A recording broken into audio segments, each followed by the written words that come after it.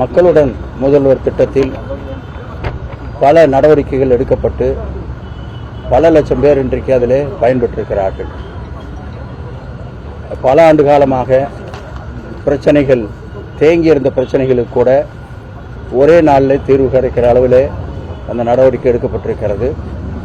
அந்த மனுக்கள் பெற்ற 30 நாட்களுக்குள்ளாக அவர்களுக்கு தீர்வு கொடுக்க வேண்டும். அந்த மனுக்களை பெறுகிற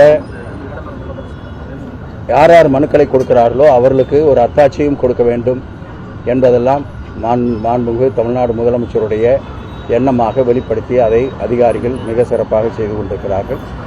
குறிப்பாக நம்முடைய மாவட்டத்திலே ஒவ்வொன்றையும் தனித்தனியாக மாவட்ட ஆட்சித்தலைவரும் மற்றும் கமிஷனர் மற்ற அதிகாரிகள் அத்தனை பேரும் இதில் ஈடுபாடு காட்டி நேரடியாக அவர்களுக்கு இந்த துறையிலே சம்பந்தம் இல்லை என்றாலும் அது சிறப்பாக நடக்க வேண்டும் என்பதிலே அக்கறை காட்டி மிக அருமையாக செய்து கொண்டிருக்கிறார்கள். இந்த தேர்தல் அறிக்கையை தயாரிக்கிறது தொடர்பாக 10ஆம் தேதி நமக்கு திருப்பூரில் வச்சுருந்தாங்க. இங்கிருந்து முக்கியமான எல்லாரும் வந்திருந்தாங்க. நாங்கள் அவங்களுக்கெல்லாம் தகவல் சொன்னோம். அவங்க வந்து மனு கொடுத்துட்டு வந்திருக்காங்க. சில பேர் எங்கள் மூலியமாக மனு கொடுத்து அனுப்பிச்சிட்டாங்க. அவங்க கொடுத்த மனுக்கள் பூரா வந்து ப்ராசஸ் ஆகிட்டு இருக்கு.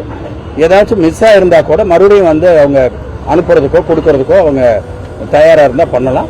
நாங்கள் எல்லா சங்கங்கள் இடத்துலையும் பேசியிருக்கிறோம். அதனால் இப்போ யாராச்சும் கொடுக்கறதுக்கு வந்து தயாராக இருந்தால் கூட அவர்கள் தயவு செய்து கொடுக்க வேண்டும் என்று கேட்டுக்கொள்கிறோம். தொடர்ந்து ஈரோடு மாநகராட்சியில் நேற்று கூட பார்த்தீங்கன்னா அந்த சாலையோரம் இருக்கின்ற ஆக்கிரமிப்பு கடைகள் அகற்றப்பட்டது. இது வியாபாரிகள் என்ன சொல்றாங்கன்னா உடனடியாக இரவே வந்து சொல்லிட்டு காலையில் வந்து அகற்றாங்க.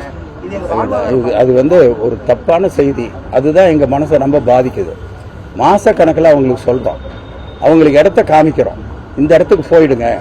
ஏன்னா ஒரு சின்ன கடையை வச்சுக்கிட்டு இருக்கிறவங்க ஒரு சாக்குப்பையை போட்டு அது மேலே வச்சு வியாபாரம் பண்ணுறவங்க அந்த குடும்பமே அதை நம்பி இருக்குது. அதெல்லாம் நாங்கள் உணராமல் இல்லை. ஆனால் அதே நேரத்தில் போக்குவரத்து இந்த பிரச்சனையும் நாங்கள் பார்க்க வேண்டியிருக்கு. அவங்களுக்கு நிறைய வந்து அவகாசம் கொடுத்தாச்சு. இப்போ அந்த மாதிரி அவகாசம் கொடுக்காம திடீர்னு யாராச்சும் பண்ணியிருந்தாங்கன்னா கண்டிப்பாக அதை சொல்லி மறுபடியும் அனுமதிச்சுட்டு ஒரு குறிப்பிட்ட கால அவகாசத்துக்கு பின்னாடி அவங்களுக்கு வேற இடம் பார்த்துட்டு நாங்கள் பண்ணுறதுக்கு ஏற்பாடு பண்ணுறோம். முன்னாள் முதலமைச்சர் வந்து 97% வாக்குகள் நிறைவேற்றப்பட்டு விட்டது திமுக சொல்லுது. பச்சை போய் 58 குழுக்கள் அமைச்சிருக்காங்க சொன்னாங்க. அந்த குழுக்களால் என்ன நன்மை கேட்கிறாரு அவர். இல்லை, எதை பண்ணாலும் தப்புன்னா நீங்கள் உங்களுக்கு ஏதாச்சும் ஒரு பிரச்சனைனா நீங்கள் ஒரு 2 பேர் சேர்ந்து விசாரிச்சு எங்களுக்கு சொல்லுன்னு சொல்றது தப்பா? எங்களை விட உங்களுக்கு அதிகமாக தெரியுங்கிறதுனால ஒரு குழு போடுறாங்கன்னா அந்த விஷயத்துல அந்த குழு எக்ஸ்பர்ட்டா இருக்கும். இல்ல நிறைய வந்திருக்கு. உதாரணத்துக்கு சொல்றேன், இப்போ வந்து அன்அப்ரூவ்ட் லேஅவுட்ஸ் இருக்கு. இந்த அன்அப்ரூவ்ட் லேஅவுட்டை ஒரு டேட் முடிஞ்சு போச்சு. 2016க்கு முன்னாடி தான் போட்டது மட்டும்தான் அன்அப்ரூவ்ட்ல அந்த ரெகுலரைசேஷன் ஸ்கீம்ல வரும். அது வந்து அந்த டைம் பார் ஆயிடுச்சு. அப்ளிகேஷன் போடுற டைம் பார் ஆயிடுச்சு. அதுக்கு பின்னாடி வந்து அதை எக்ஸ்டென்ஷன் பண்ணணும்னு கேட்டாங்க. நாங்கள் என்ன பண்ணோம், எங்கள் ஆஃபீஸில் ஒரு கமிட்டி போட்டு இது உண்மையிலேயே நிறைய இருக்கா இல்லை தேவையில்லாமல் கொடுத்துட்டு இருக்கிறோமான்னு சொல்லி கேட்டோம். அவங்க வந்து இந்த மாதிரி இருக்கு, ஆனால் ஒரு டைம் கொடுக்கலான்னு சொல்லியிருக்காங்க. இப்போ இதை நான் அதை சொல்றது காரணம் என்னன்னா, பிப்ரவரி 29ஆம் தேதியோட இந்த தேதி முடியுது. ஃபர்தர் எக்ஸ்டென்ஷன் இல்லைங்கிறதுக்காக இவ்வளோ தூரம் சொல்கிறேன். அதனால இந்த 29ஆம் தேதிக்குள்ள எல்லாரும் அப்ளிகேஷனை போடணும்னு இப்போ நீங்கள் கேட்டதை பயன்படுத்திட்டு சொல்கிறேன். அதுக்காக ஒரு கமிட்டி போட்டு அந்த கமிட்டி ரெக்கமெண்ட் பண்ணிச்சு. அப்போ அந்த கமிட்டி என்ன பண்ணா முட்டுது,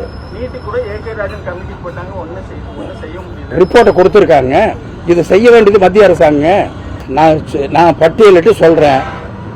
555 வாக்குறுதிகள். இந்த 555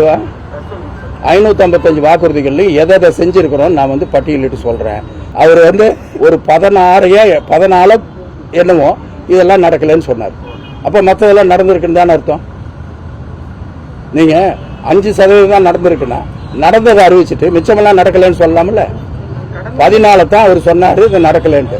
அப்போ மிச்சமெல்லாம் நடந்திருக்குன்னு அர்த்தம். செய்திகளை உடனுக்குடனும் துல்லியமாகவும் தெரிந்து கொள்ள சப்ஸ்கிரைப் பண்ணுங்க.